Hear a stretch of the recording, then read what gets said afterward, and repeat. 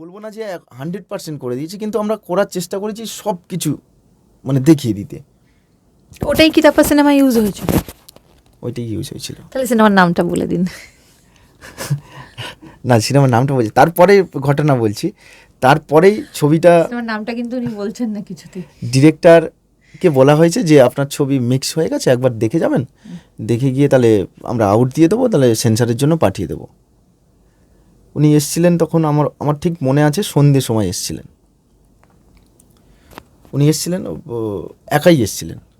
এসে ছবিটা দেখে ওনার যিনি মিক্সিং ইঞ্জিনিয়ার ছিলেন তাকে ফোন করে ডেকেছেন যে এক্ষুনি এখানে স্টুডিওতে এসো, খুব দরকার। উনি ছবিটা দেখে বাইরে বেরিয়ে গেছেন, বাইরে বেরিয়ে গিয়ে ফোন করছেন। আর আমার মনে হচ্ছে যে হলো তো, মানে ওনার পছন্দ হলো তো, কিছুই তো বললো না। আর আমার সাহস হচ্ছে না জিজ্ঞেস করি কেমন হয়েছে দাদা, সেই সাহসটাও হচ্ছে না। ঠিক আছে, আমি দাঁড়িয়ে আছি, স্টুডিওর মধ্যে দাঁড়িয়ে আছি, বাইরে গিয়েও দাঁড়িয়ে আছি। উনি দেখছি সাউন্ড ইঞ্জিনিয়ারকে ডাকলেন, মিক্সিং ইঞ্জিনিয়ারকে ডাকলেন, ডেকে আবার পুরো ছবিটা দেখলেন। দেখে বললেন আমরা চেন্নাই কেন যাচ্ছি? তো যিনি মিক্সিং ইঞ্জিনিয়ার ছিলেন বলছেন কেন ফলি করব, মিক্স করব ওখানে? তখন বলছে ফলি তো এখানে হয়ে গেছে। বলছে এইগুলো তো চেন্নাই আমায় দিত না, চেন্নাই তো ওরা যেটা দিত, আমার যেগুলো ইনসিডেন্ট ঘটছে, যেটা আমি দেখতে পাচ্ছি সেইগুলো দিয়ে দিত। এখানে তো পুরো ডিটেলিং করে দিয়ে দিয়েছে, তাহলে কেন আমি এত টাকা খরচা করে চেন্নাই যাব? হ্যাঁ, মিক্সিংটার জন্য বড় থিয়েটার ওখানে এখন কলকাতায় হয়ে গেছে, আগে কলকাতায় মিক্সিং সেটা বড় ছিল না, এখন হয়ে গেছে। সেই দিনই ডিসিশান নিলেন যে আমি আর চেন্নাই যাব না, আমার যতদিন ছবি করব তাপস তুমি যেখানেই থেকো তোমাকে আসতেই হবে, আমার ছবির ফলি ডান। তাও আমরা সেই ফলিটা আবার মানে আমরা করেছিলাম স্টুডিও মিক্সের জন্য, 5.1-এর জন্য আলাদা আরও অনেক কিছু লেয়ার দিয়ে করতে হয়। তো সেইগুলোই ছিল, কিন্তু আরও আমরা ডিজাইন করে আরও করে ফলিটাকে করেছিলাম। আমার প্রশ্নের মধ্যে কিন্তু আছে যে আপনি মোটামুটি কটা সিনেমায় কাজ করেছেন, সিনেমার নামগুলো কিন্তু একটু বলতে হবে আমাকে। এটা এখন আমি এখনো কোনোদিন আমি হিসেব করে রাখিনি যে কটা হিসাব করে বলতে হবে না, কিন্তু মোটামুটি আমাকে অন্তত 10টা নাম তো বলুন। আমার টোটাল তো 500-600 ছবির কাজ হয়ে গেছে। নামগুলো বলুন আমাকে একটু। নামগুলো বলছি, ফেলুদার সিরিজের ডাবল ফেলুদা যেমন আছেন, কমার্শিয়াল ছবি আছে জিতের, শেষ থেকে শুরু, বাজি, তারপরে কি করে নাম বলবো, কারণ সকালে একটা ছবি করছি, রাত্রে একটা ছবি করছি। ঠিক আছে, মানে যতটা আপনার মনে আছে আপনি ততটাই বলুন আমাকে। কিছু কিছু ছবি থাকে যেগুলো ইয়ে করা, মায়া মৃদঙ্গ বলে রাজা সেনের একটা ছবি আছে, ওটা খুব খুব ভালো করে কাজ করেছিলাম। ওটার জন্য আমার বম্বে থেকে ফোন করেছিল, তখন থেকেই আমার হিন্দি ছবির কাজ শুরু। মানে ওই ছবিটা দেখে বম্বে থেকে ফোন করেছিল। হিন্দি যদি দু একটা নাম আমাকে অ্যাটলিস্ট বলেন। হিন্দি ছবিগুলোর নাম এই মুহূর্তে আমার মনে নেই, কিন্তু তবে এখন যেগুলো করছি সেগুলো ছোটে যাদব বলে একটা সিরিজ আছে, ছোটে যাদব করছি। রিসেন্টলি আমার ছবি কলকাতা ফিল্ম ফেস্টিভ্যালে বেস্ট ফিল্ম পেয়েছেন, ওই ঝিল্লি বলে একটা ছবি আছে, ঝিল্লি। মানে এইভাবে বুঝতে পেরেছি। না, আমার ওনার ডেডিকেশনটাকে এতটাই আমার ভালো লাগছে যে উনি মানে হি ডাজন্ট কেয়ার অ্যাবাউট যে উনি কী সিনেমার কাজ করছেন। মানে জেনারেলি আমরা কি করি, আমরা সবাই কম বেশি একটু ফলো করে বলি যে আমি ওই সিনেমায় কাজ করেছি, ওর সাথে কাজ করেছি।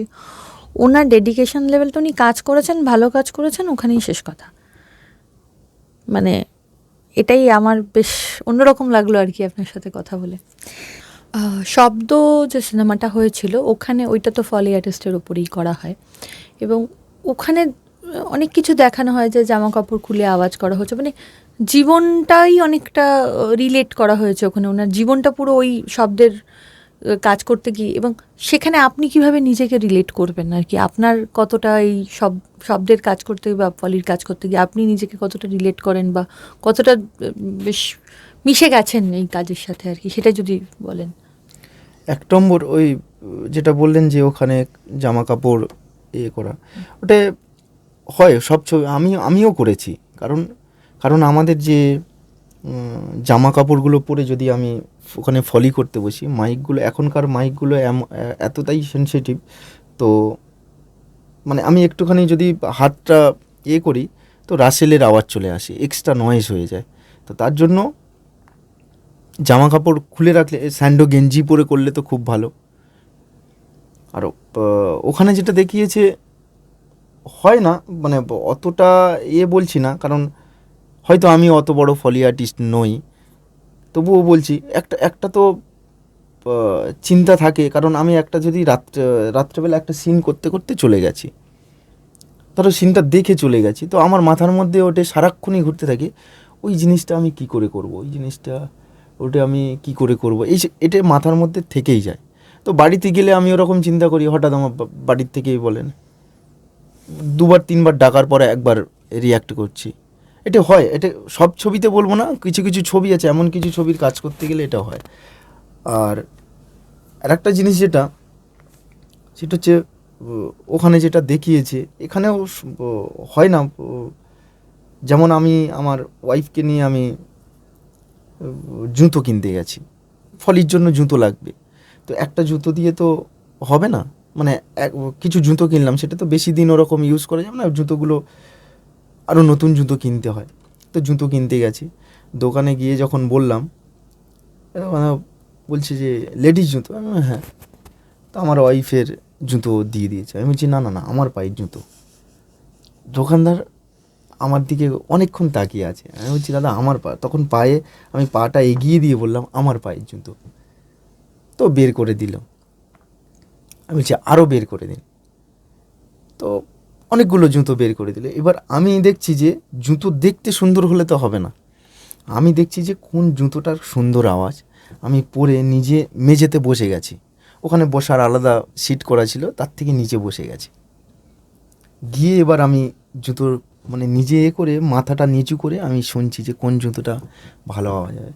দোকানের সবাই দেখছে, তাকিয়ে আছে, মানে জানি না, ওরা হয়তো ভাবছে যে কোন পাগল এলো এখানে। আমার ওয়াইফ তো আমার সঙ্গে আর কোনো দিন বলেই দিয়েছে যে কোথাও যাবো না, তুমি আমার কোথাও নিয়ে যাবে না, কিছু কেনাকাটা হলে তুমি যাবে কিনতে। তো আমি ওরকম করে জুতো কিনলাম। এটা এটা এটা হতেই পারে অন্যজনের। আমি বলছি দোকানে আমি যদি থাকতাম হয়তো ওখানে দোকানে তখন আমি ভাবতাম যে যদি ওরকম লোক কেউ করতো, আমিও ভাবতাম নিশ্চয়ই মাথা খারাপ আছে লোকটার, নাহলে জুতো নিয়ে ওরকম করছে, নিজের পায়ে মেয়েদের জুতো কিনছে। আমি অফ স্ক্রিনে ওনার সাথে কথা বলছিলাম এবং তখন উনি বলছিলেন যে ওনার নিজের জামা কাপড়ও ওনাকে অনেক ভেবে চিনতে কিনতে হয়, কারণ তাতে যাতে কোনো রকম এক্সটার্নাল নয়েস আসে। এটা একটু দর্শকদেরকে বলুন যে আপনি যেটা আমাকে বলছিলেন অফ স্ক্রিন। না, জামা কাপড় বলতে যখন ফলি করতে হয় তখন তো এমনি ফুল প্যান্ট, ফুল জামা, গেঞ্জি সব কিছু পরা যায়, কিন্তু সেটা পরতে হবে, সেটা দেখতে হবে যে ওই জামাটা নয়েজ হচ্ছে কি না। যখন আমি কোনো জামা বা প্যান্ট কিনতে যাই তখন আগে দেখে নিই যে ওই জামাটায় নয়েজ হচ্ছে কি না, মানে এটি পরে আমি কাজ করতে পারবো কি না। নাহলে এমনি খালি গায়ে কাজ করা যায়, কারণ এখনকার স্টুডিওতে এসি। এবার আমি হঠাৎ করে ঢুকে যদি খালি গায়ে কাজ করি, ঠান্ডা লেগে যাবে। তো সেইগুলোর জন্য একটু একটা গেঞ্জি, একটা প্যান্ট যাতে হয়, সেই জন্য গিয়ে দোকানে গিয়ে আগে দেখে নিই যে এই জামাটা, এই প্যান্টটার আওয়াজটা মানে যতটা মানে খুব কম হচ্ছে কি না, এইভাবেই জিনিসগুলো কেনা।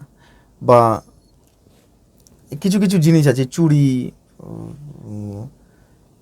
সব তো কালেক্ট করে রাখা আছে। তো সব জিনিস শুনে আমি আগে কিনি। যেমন রিসেন্টলি এখানে স্টুডিওর কাছাকাছি একটা মেলা বসেছিল, তো আমি গেছি, গিয়ে এবার ওই যেখানে হয় না 10 টাকা 20 টাকার সেলে বিক্রি হয়, যেমন আমি নূপুর কিনবো বলে গেছি। নূপুর কিন্তু ওটা দামি নূপুর, যদি আমি গিয়ে সোনার দোকানে গিয়ে রূপোর নূপুর যেগুলো হয়, ওটা কিন্তু আওয়াজ ভালো হবে না। আমার কাছে আছে, কিন্তু শুনতে আওয়াজ মিষ্টি না। কিন্তু আমি দেখেছি 10 টাকার দামের নূপুর, সেগুলো তো পাতলা, খুব মিষ্টি আওয়াজ হয়। সেই জন্য আমি ওখানে গেছিলাম, কারণ আমি ও পাশ দিয়ে আসছিলাম, শুনতে পেয়েছিলাম। গাড়িটা পার্ক করে আমি গিয়ে কিনতে গেছি। আমার সঙ্গে ওয়াইফও ছিলেন। তো আমি গিয়ে নূপুর কেনার জন্য গেছি, নূপুরের আওয়াজ শুনছি, সবাই তাকিয়ে আছে কিন্তু আমার দিকে। ইভেন বললেন, দোকানের যে ভদ্রমহিলা ছিলেন বললেন, দাদা এটা কিন্তু বৌদিকে খুব সুন্দর মানাবে। আমি তখন বললাম, এটা বৌদির জন্য না। মানে লোকটা আমাকে কি নজরে দেখলো আমি জানি না। আমার মানে এগুলো ঘটে, এগুলো আমার সঙ্গে তো প্রায়ই ঘটে। মানে আমি কিছু জিনিস, যখন আমি বাড়িতে যাই, বাড়িতে গিয়ে যখন শুয়ে থাকি, তখন আমি চোখ বুজিয়ে, আমি চোখ বন্ধ করে কোন বাড়িতে কি আওয়াজ হচ্ছে এগুলো শোনার চেষ্টা করি, যে 3-4টে বাড়ির পরেও যে কি আওয়াজ হতে পারে সেগুলো শুনি। বা আমার বাড়িতে আমার ওয়াইফ চুড়ি পরে আছে না শাঁখা পরে আছে, সেটা চুড়ি পরলে কী আওয়াজ, এগুলো তো আগে জেনে গেছি, কিন্তু প্রত্যেক দিন নতুন নতুন তো শিখি, নতুন নতুন কিছু জানি।